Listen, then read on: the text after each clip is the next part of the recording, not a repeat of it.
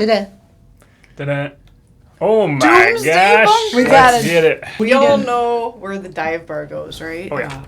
Hey there, welcome to Board Game Barrister, our local game shop in Milwaukee, Wisconsin. I'm Andy and I'm here with Lee, Elizabeth, and Gordon, and today we're talking Link City, a game where we are building a city together with tiles on the table, but the only way to move forward is to think like the mayor. Let's get into it. Welcome to Link City, a game where we're going to cooperatively build out this city by thinking as much like each other as we can. To get the game started, we're going to put our city hall tile in the center of the table and then draw 4 random other tiles to go next to it from the box. Here I've got a massage parlor, a convenience store, a business school, and a medieval tavern. Then we're going to choose our mayor for round 1, and that mayor is going to get our city hall screen here. The player to the mayor's left is going to be our deputy mayor, and our deputy mayor gets to decide where we're going to build this turn using these little construction cone tokens. So let's say this turn they wanted to build something between the business school and the medieval tavern. They wanted to build over on the opposite side of the convenience store, and then they wanted something that was right between the massage parlor and the convenience store. That's the end of the decision process for the deputy mayor. They don't know what's going to get built in these places, but now we all know that's where we're going to try to build this turn.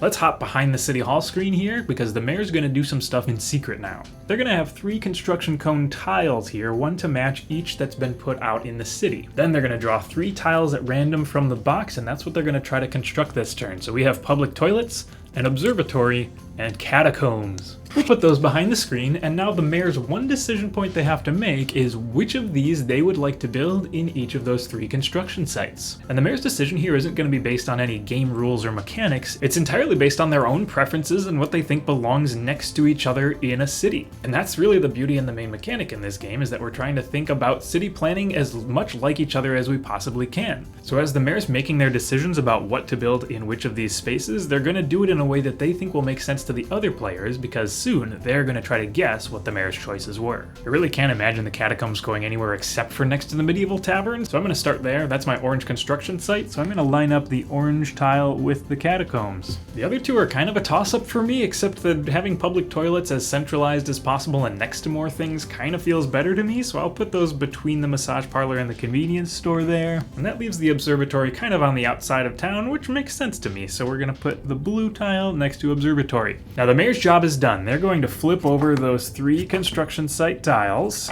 and then reveal what buildings they're trying to construct this turn to the rest of the players. So they're going to announce to the rest of the players that they got a catacombs, an observatory, and a public toilets, and the rest of the players are going to discuss among themselves which they think the mayor has assigned to each of these construction sites. As they're discussing, they're going to assign their own versions of these tiles out as they make decisions, and once they feel confident about their choices, they're going to announce to the mayor that they're ready so that we can flip over and see how we did. So we're looking for matches as we flip over these tiles. A match means that we've correctly guessed where the mayor wanted to build that construction. In this case, we've correctly guessed where the catacombs were going to go, so we get to put the catacombs right into our city where the mayor wanted to build them. But in the case of an incorrect guess, we've misassigned the observatory. The mayor will not put that where they had wished to. Instead, they can put it anywhere they want in the city as long as it is diagonally adjacent to another tile, and it completes none of the tree icons by having an adjacent side with another tile. So this one, for instance, I could put right here. And the same is going to go for those public toilets. That was another incorrect guess, so let's toss those right here, shall we? And that's an entire round done. For the next round, the player to the mayor's left, who had previously been the deputy mayor, will be the new mayor for this round, and we'll have a new deputy mayor, which is the player to their left. We're going to keep the city exactly as it is, and our new deputy mayor is going to assign 3 new construction sites. Now we get into some interesting scoring decisions, because what we're aiming for in this game is to complete as many of the little tree icons as possible on these tiles, which means the more sides we can line up with other tiles, the better. So a deputy mayor might look to start doing something like this, and really aggressively looking to complete as many side adjacencies as possible. Let's say for this round we were able to perfectly guess the mayor's intentions. We guessed every single construction site correctly. A couple of awesome things happen here. First is that we get to put all of those tiles exactly where the mayor wanted them, which is fantastic. Second is that when we get a perfect round, the mayor gets a bonus tile for this turn, which means they're going to take the top tile off of our bonus tiles stack. You can tell they're bonus tiles because they have the little illustrations on them here. And our mayor can put that anywhere they want out in our city.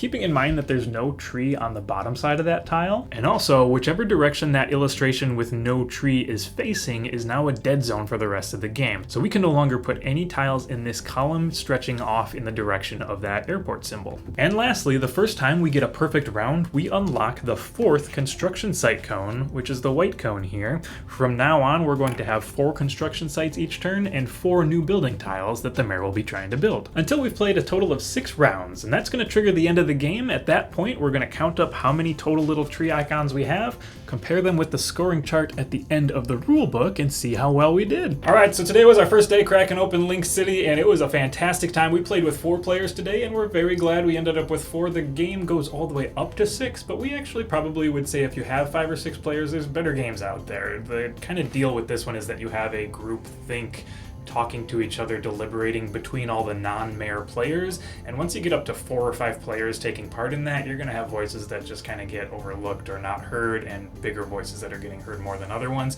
Having 3 people discussing felt really good today, so we'd say this game's really optimal at 3 or 4 players, or if you're playing with 2 players, play with one person you know well, who you think you'll be able to read the mind of pretty well. I mean, the interesting thing here is there's no right answer. As far as how you build your city. There clearly is a right answer. I'm just saying that, you don't get more points for having specific adjacencies. There's not an extra layer of strategy where, scoring happens in a special way. It is literally just make as many matches as you can with thinking how the mayor is thinking. And so you're talking to yourself and you're like, wow, bus terminal, that could be useful for commuters, but it could be annoying for, a resident. So you're taking all of these, inferences and connotations of each of these sites and thinking, well, what does that mean to me? How do I weigh that in the presence of my city? Yeah, I love that it's all the stuff you want to do in any city building game. You want to decide what goes next to what because it's fun to plan a city out and make decisions about who's going to appreciate what being next to other things and what sort of people would live in what part of town. You get to do all that in this game, but only if you think like the mayor would think and you get on board with their plan, right? So it's a really cool concept that totally flips the script on there are these preset scoring mechanics that you're going to have to follow to do well. A comedy club, a skyscraper, and a is gated community. Skyscraper is weird for our town. It is. All right, comedy club next to the dive bar. That's Great. very obvious. That's where it is in Milwaukee. Yeah. What isn't next to the dive bar in Milwaukee? A skyscraper. The game pieces are really cute. They put stripes on each of the cones, so they are colorblind friendly. And they did put the names of each of the tiles facing in 2 directions, so if you're on one side of the table or the other, you have a fighting chance of being able to read all of the buildings, so I'm glad that they did that. I like the fact that there are 2 sides to the tiles as well, that if you, for let's say, have younger players that don't know what any of, like, the gated community or what hourly motel is, they can flip it to the other side and be like, oh, I know what a library is. Yeah. I'll put the library, next to something else. And plus, you can have, if you have chaotic players and they make things go where they probably shouldn't go, you can have a really funny city at the end of the game. In our test game, when I was the mayor, I didn't see the only flip the tiles over for younger players, and I just flipped them over and looked at them. I thought that was really fun. We talked about it and decided to play them just as we drew them out of the box in the second game. And I would experiment with flipping them over. I really, the one time I was mayor, when I was making the choices on which side to play, that was fun to me. We ended up, both the times that I was mayor, we were perfect on both times. So it didn't change how we performed, but I thought it was more fun. So that's just for me. So 2 other game mechanics that I really enjoyed is the placement of the cones. When it's your turn to be deputy mayor and you're placing these, you have 2 different constraints that you're working on. Yes, you want to put them in places where you're going to score lots of points, but it also is constraining the decision space of the mayor, and you want to give them, at least I wanted to give them, some options that would be kind of clearly differentiated. Like you want to put it someplace you're like, I'm going to get 4 possible points there, except that now if that's all you do, you might not get any of them right. And that's the second mechanic that I really like, is that when you get something wrong by having to take that tile and place it out kitty corner, sure, you're getting no points for that, but you're setting up the future to be able to get more points. So it kind of has this built-in rubber banding come from behind mechanic that I think is really subtle and works really well. Alrighty, I think that does it for Link City. Thank you so much for joining us. We had a fantastic time with this one, and we hope you had fun watching. As always, hit that like, leave a comment, subscribe if you want to see our new videos every week when we post them, and check out our online store where you're going to find Link City and all the other cool games we get to play at this table. Thanks so much for joining us this time, and we'll see you next week.